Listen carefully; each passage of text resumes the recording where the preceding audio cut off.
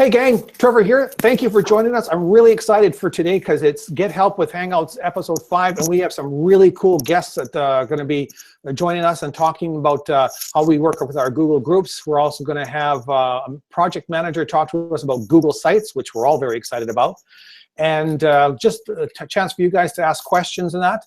Feel free to do that. I'm just going to do a quick screen share. We are going to be looking at the questions using this tool here. Our Google Hangouts, which is goo.gl/slides/ and I can't read that because something went over my screen, VDYR2V. So if you have any questions, please open that up in a new tab, throw your questions in there, vote on the ones that are existing, and we'll try and get to them as we go through our show. So let's start off with introductions. My name is Trevor Beck, as I mentioned. I am from the MacEwan University here in Canada. I am a Google trainer, and next person is going to be speaking is James. Hi, everyone. I'm James, and based in Montreal, Quebec, and I'm a certified trainer and innovator. Excellent. And speaking of innovators, how about Dave, Justin? You guys want to introduce yourselves, please? Over Justin. Hi, I'm Justin. As you all may know, I help out with the trainer program, also with GEGs. And I'm David Chen. I'm the program manager for the Certified Trainer program. Yeah. You guys need to switch places because your name tag's in the wrong order. Oh, are we? That's okay. Okay, whatever. Allison. Hi, my name is Allison Malika. I'm a Google certified trainer, innovator, administrator, and educator, and I specialize in helping other teachers become Google certified. Chris. Hey gang, I'm Chris Walsh, and I'm in Kentucky, and I am a Google certified trainer, and I work for a public school system here and help teachers incorporate technology. Chris, your video is beautiful, and so are you. Alex. Hey guys, my name is Alexandre Jacquet. I'm based in Sao Paulo. I'm a solution engineer working for Google for Education. Excellent. Thank you, everyone, for joining us. So what we're going to do for our agenda, we have a couple of things we're going to cover under our What's New. We'll cover those really quickly, and then we're going to dive in in with Alex about Google Sites. So to start off, Justin's going to talk to us about the Google for Education roadmap. Would you like to go ahead, please? You're muted. Oh, here we go.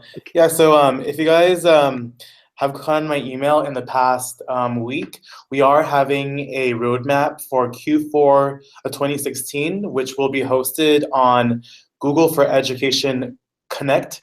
And this roadmap, the process of logging into this roadmap is the same as last quarters. So if you guys don't already have a profile on that platform, please do that. Unfortunately, the form for the roadmap closed yesterday, but if you guys are still interested in being a part of it, please email gfe-roadmap-support@google.com to be added into that list, and then we'll make sure we get you guys on there. So again, the roadmap will be housed in a Connect, and that will be on December 6th of next month. And the time of the roadmap presentation is still to be determined. So we'll send out more information about the time then. But for now, if you guys aren't on there yet, please email gfe-roadmap-support@google.com if you guys want to be added.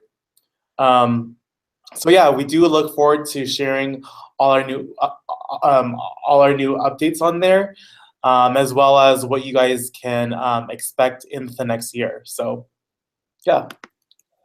Great. Hey, Justin, can you do me a favor in the show notes? Can you put in those links in there as well? Okay. And then I'll reference that. The show notes will be attached at the bottom, or actually should be in the description of the YouTube video that you're looking at right now, and that will give you access to kind of what we're covering and any stuff that we're talking about. And I just want to make a quick remark about the roadmap and kind of emphasize, how exclusive and how important it actually is.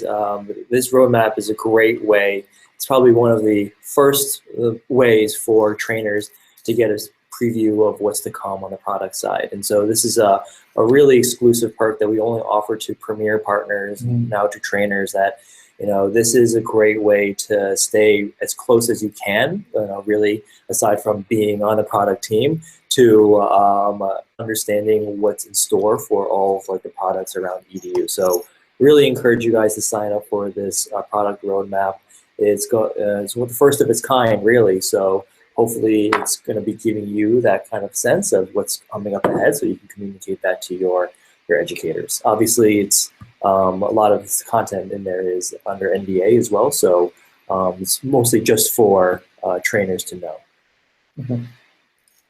Yeah, it's very exciting. Think of it as you are part of The Walking Dead and you know who got killed, but you can't tell anyone. It's exactly the same kind of feeling. Exactly.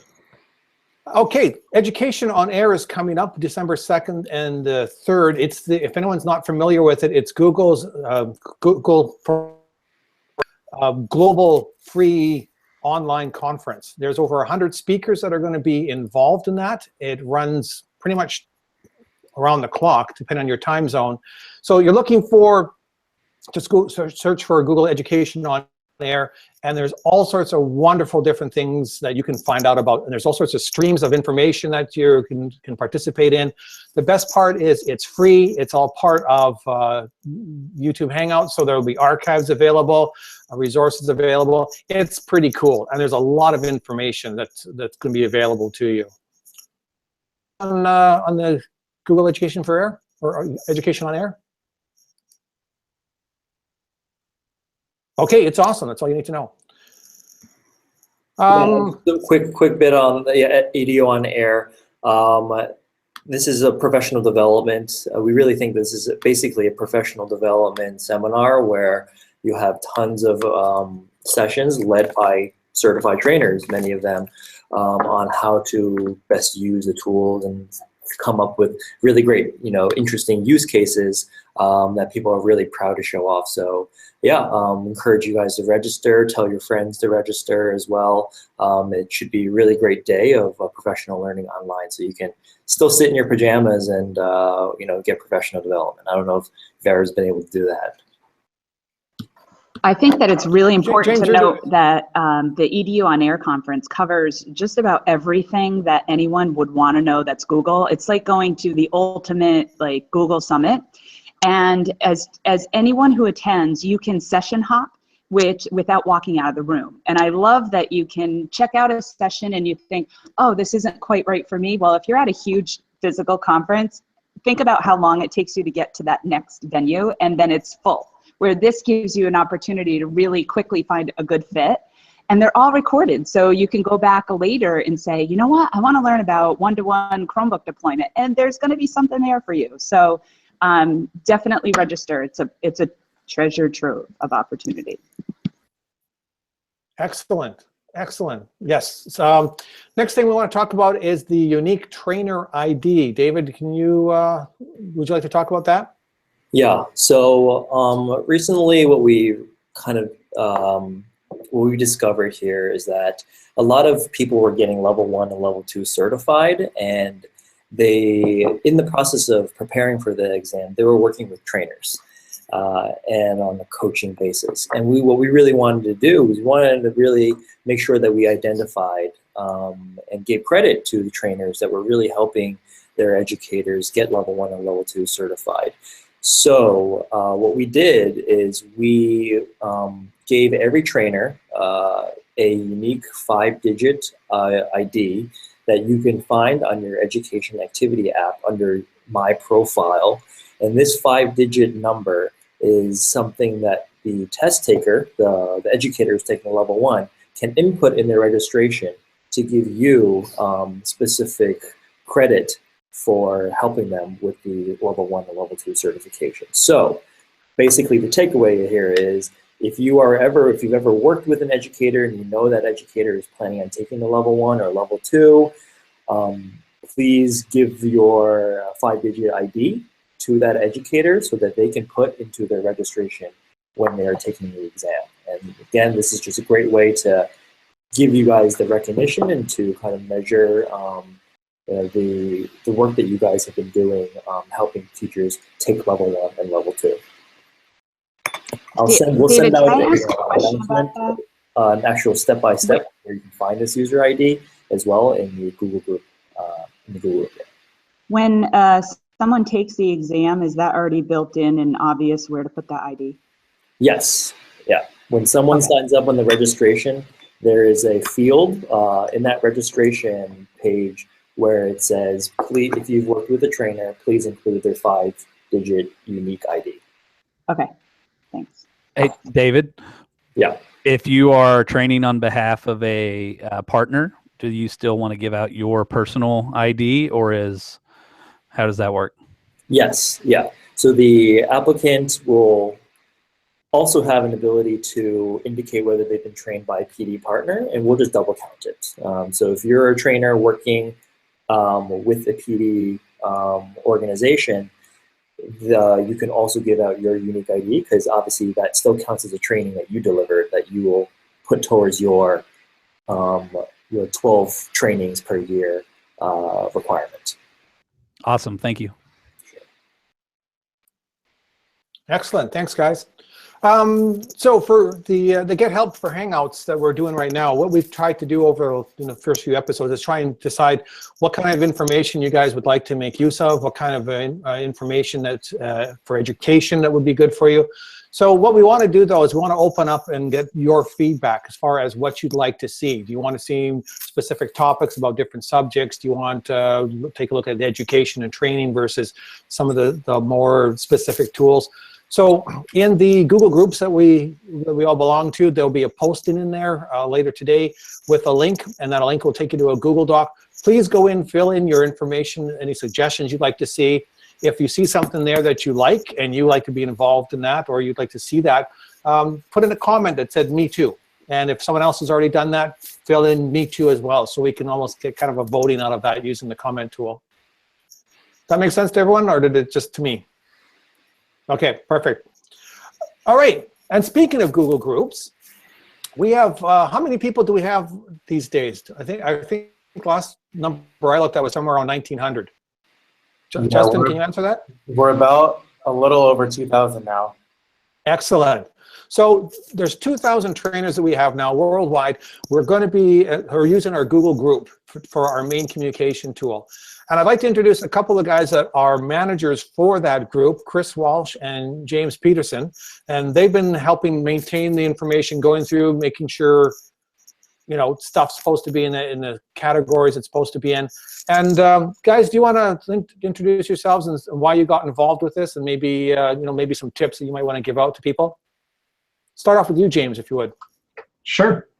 Well, I've been pretty active on the group for a while, and find it a good resource and a good place for discussion. But it can be a challenge to find things that you've seen before, but you're not sure where you've seen them. That's why we went to categories, and picking your categories is really important. It helps narrow down the scope, and it also helps you really figure out what it is you're looking for and where it is, and if it's been asked before or if it's been answered before. So I strongly recommend when you're going to create a new post, just do a quick search, see if it's been there, and add your voice to the conversation if there's already a conversation going on.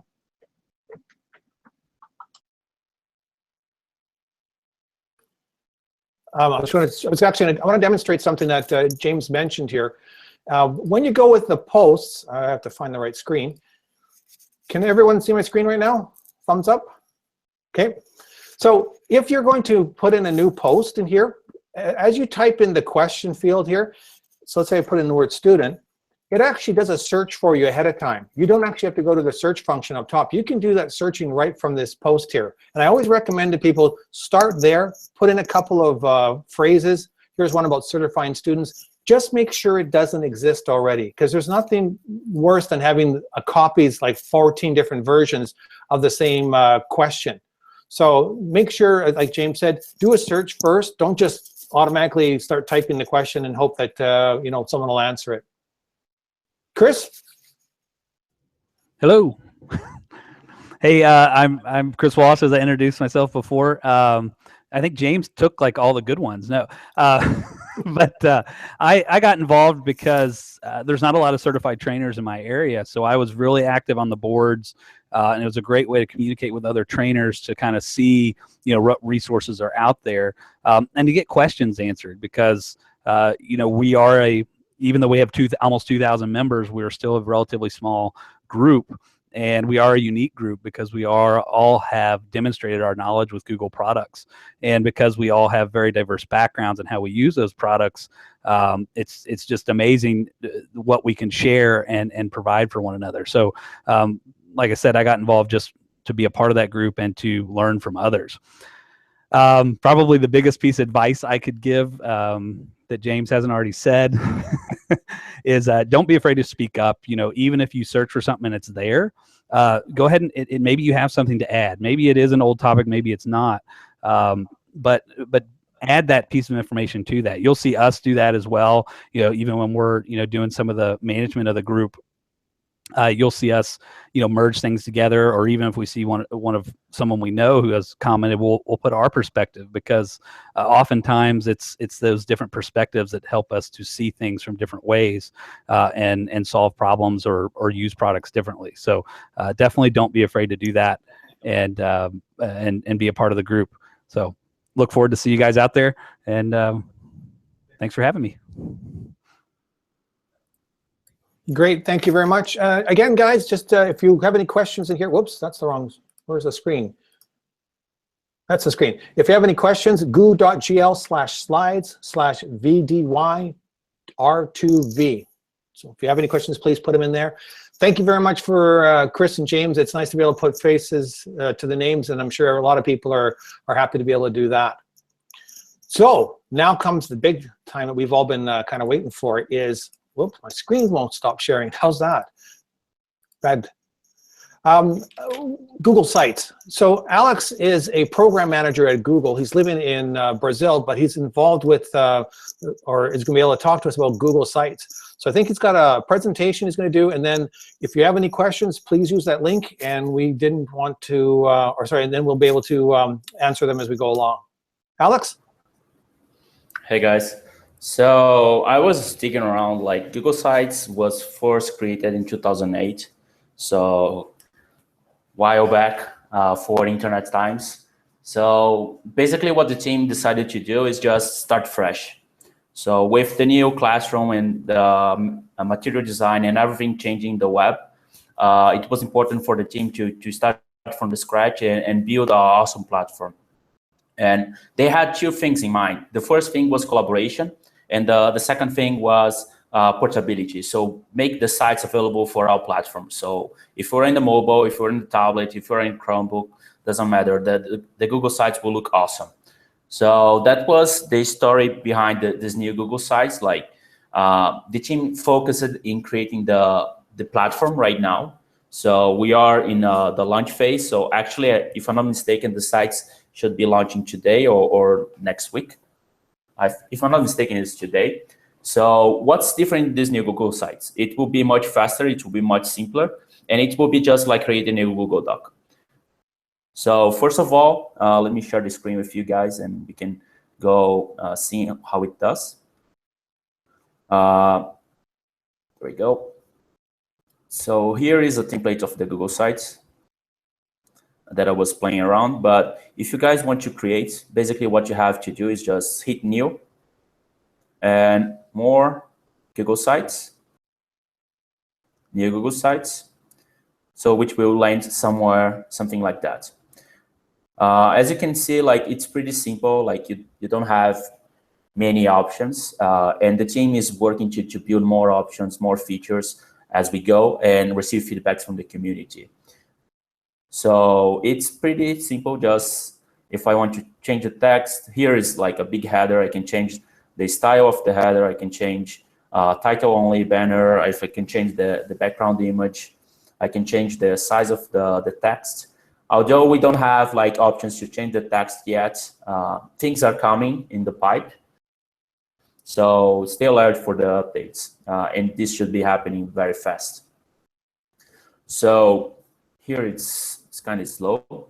But we have the option to add text box, images, embedded URL, upload any type of files. Google Drive integration is pretty awesome. So basically, what you imagine this will be just like a Google Drive new functionality. So you'll be able to share with anyone you want, and there will be also a possibility for you to share and collaborate within the Google Sites. So you can add new, you can just add forms, charts, whatever you need. So it will be pretty simple for you guys. Any questions so far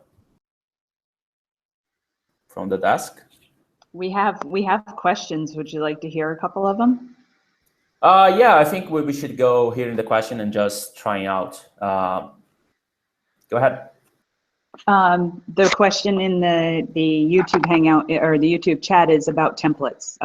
They want to know if that's going to be sooner or later or unsure when things like with the announcement style template come back or any other custom type pages with features built in. Okay, so the templates is one very important feature for us. It will be not ready for the launch, but the team is working very hard. It's a P1 priority. I cannot say when it will be ready, but this is a very high priority for us. Thank you. Why don't you continue on with your presentation, Alex? Yeah, sure. So the idea of the sites is pretty simple. So you can hit add editors, and you just can invite people to this to the Google site and just share away. You have the possibility just to publish the site, and then we will do a URL mapping just like we did in the old sites. We don't have many administrative functionalities right now. It will be during the launch, we'll be able to enable or disable the Google Sites per OU. Enable for the teachers OU the new Google Sites, but for the student, they will be seeing the old Google Sites. That will be a possibility. But since it's much simpler interface, much simpler platform, we don't have many administrative capabilities right now. So one other big question is around page level permissions. And this is very important for us, but also it will not be available during the launch. Okay. David forwarded me a few questions. So basically, it's 6 questions. The first one will be migrating the classic Google Sites to the new Google Sites. This will not be, initially it will be 2 Google Sites, like 1 new Google Sites and the old Google Sites. But the team is working in a transfer migration platform to enable the customers to migrate by themselves. And we will be also working some APIs to allow this to move faster. The topic that David for me was regarding HTML editing. So right now it's not a possibility, but it's also in a feature request, and the team will be working in that. The other one, page level permission, we already touched this.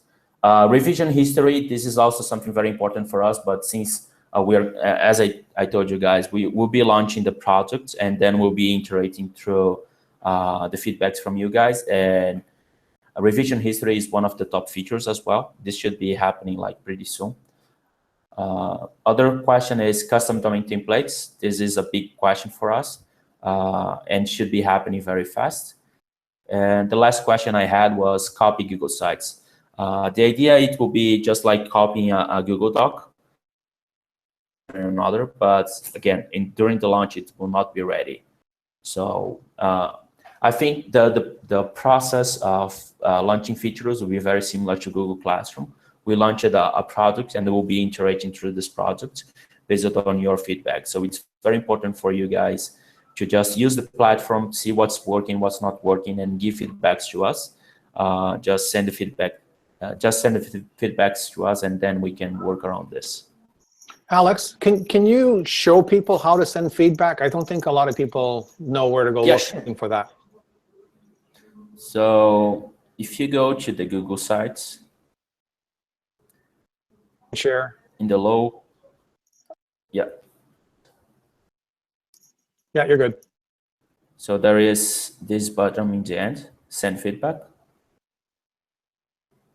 and then you can just type what you guys see, what is good, what is bad, what is working, what's not working, which is another a new feature that you guys would like, and then the product team will be able to identify this and aggregate with other ideas and just build awesome functionalities.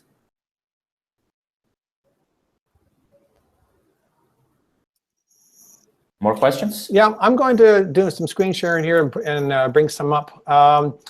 So Anna Marie says, I've been piloting this since the summer. Many of my teachers would like more fonts. Will that be coming? Yes, it should be coming with the custom templates. I cannot tell you when it will come, but yes, it's definitely on our roadmap. Matt's asking, how soon will an import option for the old Google sites be active or available, I guess? I don't have that information, but I know the team is working in that right now. And can you drop in a URL to another site with other permissions in the navigation bar? I haven't tested, to be very honest, but it should not be a problem. The new Google Sites is just like a Google Doc, so the copy and paste in between sites should be okay. And last one is, will gadgets be available? That's important. That's a very important one. I don't have that information, but this is one of the things I personally ask it a lot. And hopefully it will come. I don't have the clear answer on that yet. Okay. Any other questions from our panel?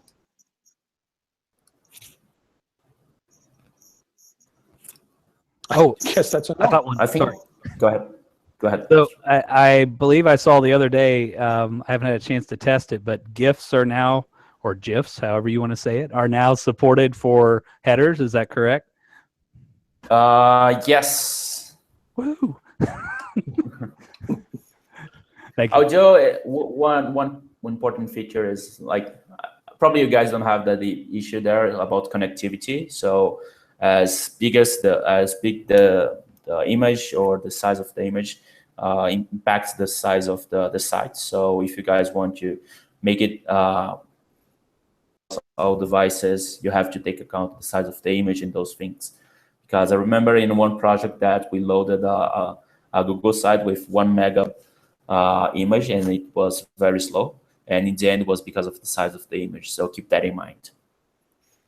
I noticed with, to make it mobile friendly and stuff, it seems that when you put the header image up, it's focusing right on the center of the graphic. Is that correct? Yep. Okay. Is it possible that as the template, or sorry, is it possible to get templates available so that it's a lot easier for people to say, okay, here's where the center is going to be for my mobile device. Here's what's all going to be captured if I'm on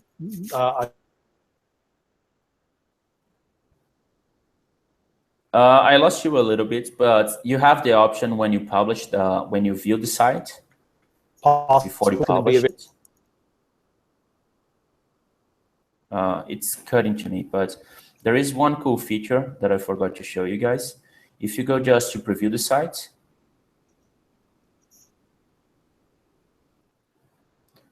you can preview the site with the information and just change the layouts. So you can preview as someone in the tablet or in the phone would see. So that way you can get this. Okay, I think your video cut out for a bit, but what you're demonstrating is the links in the bottom right-hand corner, correct? Yeah, so let me show again. So sorry. We have this preview for the Google Sites where you can just change the type of how it will be presented in a tablet or in a mobile phone. So that way you can customize your application, customize the Google site to have the better experience as you guys want. Size of screens. So this is pretty cool. Yes, I really like that. Any other questions, guys? Panel? Okay, I think that's it. 30 minutes. That's a great short hangout, but lots of information. Thank you to all the guests that came in. Really appreciate you taking the time to join us and sharing your knowledge with our trainers. Thank you for trainers who are watching this live and those of you that are watching it in the archive later on. Again, keep an eye out for a link if you want to tell us what more you want to see in these hangouts. And excuse me, and we'll see you guys in the Google group. Bye, guys. Bye.